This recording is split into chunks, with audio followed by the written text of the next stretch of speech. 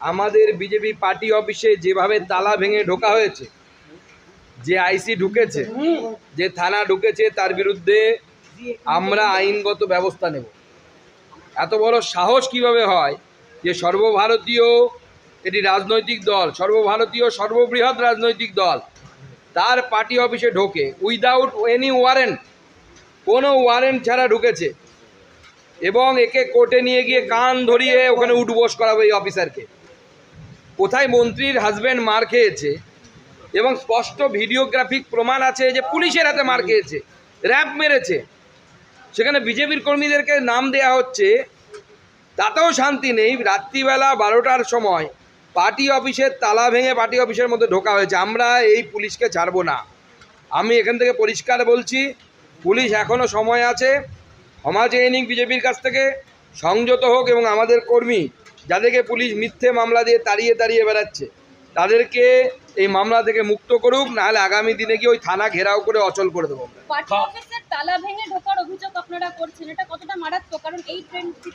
না না, এটা মারাত্মক ব্যাপার। বিজেপি পার্টি অফিস কোনো উগ্রপন্থীর আখড়া নাকি? শেখ শাহজাহানের ওখানে ঢুকতে পারে না, যেখানে উগ্রপন্থীরা থাকে সেখানে ঢুকতে পারে না, সেই পুলিশ পার্টি অফিসের দরজা ভেঙে ঢুকবে? ফাজলামও পেয়েছে কে এসপি ওই জেলার? আমি দেখতে চাই। এত সাহস আইসির, এত সাহস। মন্ত্রীর বর বাজার করতে গিয়ে আর র্যাফের কাছে মার খেয়েছে, তো মন্ত্রীর বর সেই র্যাপের সামনে গিয়ে যদি পড়ে, র্যাপ মেরেছে, তাতে বিজেপির কি? তোমরা মারামারি করবে, তোমরা মার খাবে, আর বিজেপির ঘাড়ে দোষ চাপাবে। বিজেপি মেরেছে এরকম কি কোনো তথ্য প্রমাণ তৃণমূল কংগ্রেস আপনাদের কাছে তুলে দিতে পেরেছে? আমরা তো দেখতে পাচ্ছি, আমাদের কাছে ভিডিও আছে যে যেখানে র্যাপ মারছে মন্ত্রীর বরকে। বাংলার পুলিশের কি দুরকম আচরণ দেখতে পান? কারণ একই পুলিশ, অনুব্রত মণ্ডলের ক্ষেত্রে সেই পুলিশ যখন অভিযোগ করছেন তার ফোন নিয়ে নেওয়া হচ্ছে, অন্য সময় একদম দু রকমের, মানে মেরুদণ্ড বিক্রি করে দেয়া। আমি জানি না যে আইসি বা যে অফিসার যার নির্দেশে বিজেপির পার্টি অফিসের তালা ভেঙে ঢুকেছে পুলিশ, তিনি মাসে মাসে তৃণমূল কংগ্রেসের কাছ থেকে কতখানি করে চাকর বৃত্তি পান। এই চাকরের কাজ করার জন্য, পদলেহন করার জন্য এসপি মাসে মাসে কত লাখ টাকা করে নেয়, সেইটা আমাদের জানার ইচ্ছে আছে, এবং আমরা এর শেষ পর্যন্ত যাব। আমরা যতদূর আইনি ব্যবস্থা নিতে যা যা করা হয়, অলরেডি আমরা এই বিষয়ে লোয়ার কোর্ট এবং হায়ার কোর্ট, লোয়ার কোর্টে আমি বলেছি নর্মালি এফআইআর নেবে না, আমাদের স্থানীয় নেতৃত্ব, আমাদের জেলা সভাপতি, ওখানকার বিধায়ক, তাদের সবাইকে নির্দেশ দেওয়া হয়েছে থানায় গিয়ে এফআইআর করতে, না নিলে কোর্টে গিয়ে এফআইআর করতে। কাকদ্বীপে একটা অভিযোগ উঠে আসছে, স্থানীয়দের জমি তৃণমূলের পতাকা দিয়ে ঘিরে ফেলা হচ্ছে, তৃণমূলের পঞ্চায়েত প্রধান ও অঞ্চল সভাপতির বিরুদ্ধে সরাসরি অভিযোগ। সে তো শেখ শাহজাহান যা করতো এরা সেই পথই নিচ্ছে। তৃণমূল কংগ্রেসের তো কিছু করে খেতে হবে। আমি তো আগেই বলেছিলাম, চুরি না করলে পরে তৃণমূল কংগ্রেস না খেয়ে মরে যাবে। চুরি করতে করতে সব তো শেষ হয়ে যাচ্ছে। এখন লোকের জমি, এবার লোকের বাড়ি ঘর সবই দখল করে নেবে তৃণমূল কংগ্রেস। মালদার একটা ছবি ভাইরাল হচ্ছে, যেখানে দেখা যাচ্ছে তৃণমূলের নেতা অস্ত্র হাতে তিনি ঘুরছেন এবং সেখানে পরিস্থিতি উত্তপ্ত হয়ে রয়েছে। মালদা ফের না, মালদাকে তো এবং মুর্শিদাবাদকে, এই দুটো জায়গাকে বিশেষভাবে টার্গেট করা হয়েছে, তার সাথে দক্ষিণ 24 পরগনা। এই দুটো তিনটে জায়গা আগামী দিনে এই বিচ্ছিন্নতাবাদীদের, বিশেষ করে যারা উগ্র ইসলামিক মানসিকতার, মৌলবাদী মানসিকতার লোক, তাদের টার্গেটের জায়গা, এবং সেক্ষেত্রে তৃণমূল কংগ্রেসের প্রত্যক্ষ মদত আছে ভারত বিরোধী কাজে।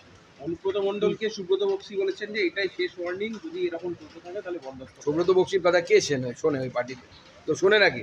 সুব্রত বক্সির কথা কোনো কেউ মানেই না।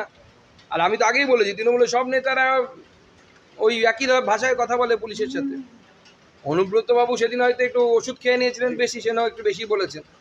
বাদবাকি নেতারা এর থেকে খুব ভালো কিছু বলেন না। হলে পরে যখন তৃণমূল কংগ্রেসে কোনো নেতা মন্ত্রী যান, বিডিও তার নিজের চেয়ার ছেড়ে দেয়, ডিএম তার নিজের চেয়ার ছেড়ে দেয়, এই যে ঘটনাগুলো ঘটে, বা থানার আইসি তার চেয়ার ছেড়ে দেয়, কেন ঘটে? জানে না দিলে পরে রাত্রিবেলা আবার ওষুধ খেয়ে এমন গালিগালাজ করে মা বউ নিয়ে, মা স্ত্রী নিয়ে, মুশকিল টেকা। কৃষ্ণনগরে বালির লরির দৌরাত্ম্য, নাবালিকাকে পিছিয়ে দিল বালির লরি, উত্তেজিত জনতা লরিটিতে আগুন লাগিয়ে দিল। লরিটিকে লাগিয়ে আগুন লাগিয়ে খুব একটা লাভ হবে না।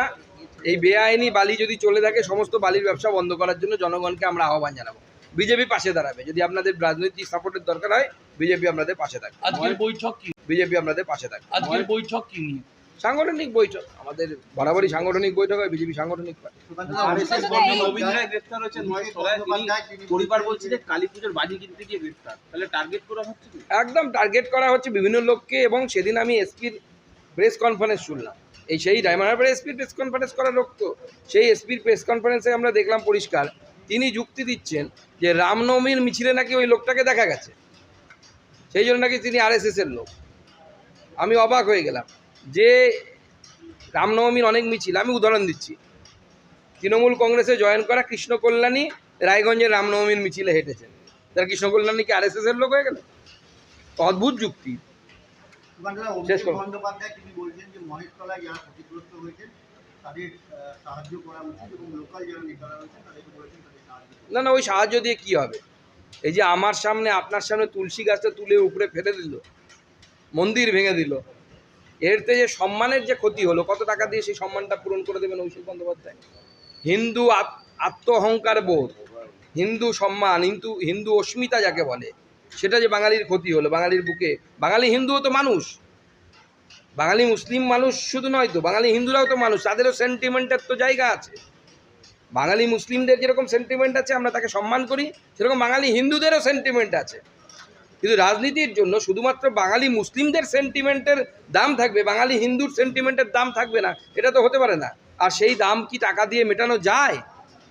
প্রধানমন্ত্রীর আসার ব্যাপারে কোনো সূচি পাওয়া গেছে? না, প্রধানমন্ত্রী আসার ব্যাপারে এখনো কোনো ফাইনাল হয়নি। বাঁকুড়ার অফিসারদের বিরুদ্ধে লিগ্যাল স্টেপের কথা একদম লিগ্যাল স্টেপ নেবো আমরা, ওই অফিসারকে হাইকোর্টে দাঁড় করিয়ে ক্ষমা চাওয়াবো, চিন্তা নেই, এবং তার চাকরি থেকে নিয়ে যা যা করা দরকার, এবং তার সে তো আর নিজের ইয়েতে করেনি, নিশ্চয়ই তার উপরের অফিসারদের তাদেরকেও টানবো আমরা, এসপিকেও টানবো প্রয়োজন। প্রাক্তন মেয়র সুমন চট্টোপাধ্যায় বলছেন যে পুরসভা ও প্রশাসন টাকার বিনিময়ে বিমানবন্দরের আশেপাশে এত বহুতলের অনুমোদন দিয়েছে। না, সে তো দেখুন সবাই জানে, নতুন আর কি বলার আছে? টাকা পেয়েছে, করেছে। তৃণমূলের আমলে পুরোটাই শপিং মল, আপনি যা চাইবেন তাই করতে পারবেন, একটু টাকার অ্যামাউন্টটা বাড়াতে হবে। মুখ্যমন্ত্রীর দলকে আপনি টাকা দিন, অ্যামাউন্টটা বাড়ান, ভিক্টোরিয়াও বিক্রি করে দিতে পারবেন। Thank you. কটা তোমাদের? তিনটের বেশি না হয় বলবো।